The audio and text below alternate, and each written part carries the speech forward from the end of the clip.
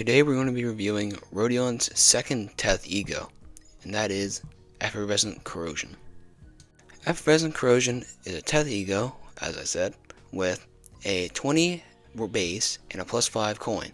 It deals blunt damage, has a 2 attack weight, and before attack, if the target has 50% HP or more, you gain 1 more attack weight, and if they have 75% or more, you gain another attack weight, which means on max, you will have an attack weight of 4. On hit, you inflict 3 tremor and 7 tremor count, which is a very good amount of tremor. On heads hit, you inflict 2 bind next turn. On hit, you trigger tremor burst. Now, the passive of this E.G.O is called Sticky Filth. On heads hit with a pierce skill, you inflict 1 bind a maximum of 2 times per turn, which is a fairly good passive. It's quite similar to our other E.G.O, which is Rime Shank, and don't worry, we will be comparing those E.G.Os because they are very similar. What isn't very similar is their cost, being 2 Sloth, 2 Gloom, 2 Pride, and 20 Sanity. For all Teths, it seems, you'll gain normal to everything except for fatal to 2 types, which this time it would be fatal to lust and fatal to envy, and ineffective to 1 type, which is gluttony in this case.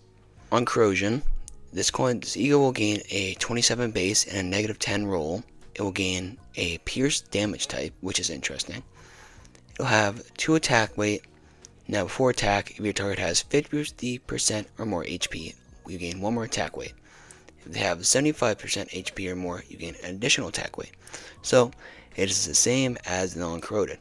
But, on hit, you heal 30% of the damage dealt, which is very good. 30% is a pretty considerable amount when you have that high of a roll and that high of a target count. And you also inflict 5 defense level down and a tremor burst, because why not? All in all, this E.G.O has a little bit of a worse roll than Rime Shank. It has pretty much the same amount of infliction as Rime Shank, maybe a little more in the base, but a little less because its corrosion doesn't inflict anything. Instead, you heal, which is very interesting. But I would usually use Rime Shank if you're going for a team that inflicts potency, because this season, Kanto 6, it is mainly about sinking. Or at least, so far it's been about sinking, all the Battle Pass E.G.Os. All of the IDs, except for 2, have been about sinking. So, I think Rime Shank will take the cake on this one.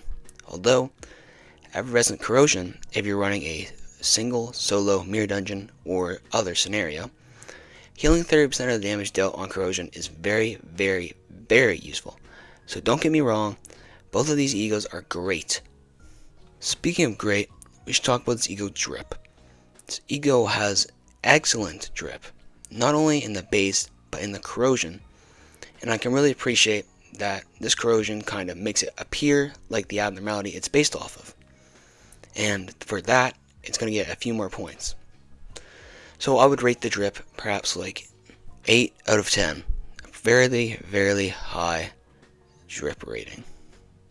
Now, for the strength of this E.G.O, it's pretty good. It inflicts a lot of things. It has 4 attack weight at max.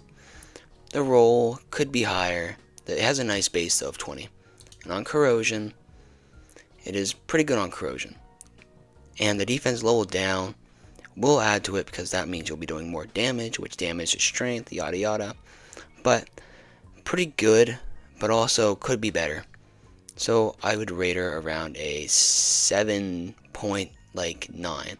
And for the usefulness of the E.G.O, I mean, you have the usefulness of Rime Shank in terms of potency, you have bind infliction, you have a big attack weight, and you have some self-healing.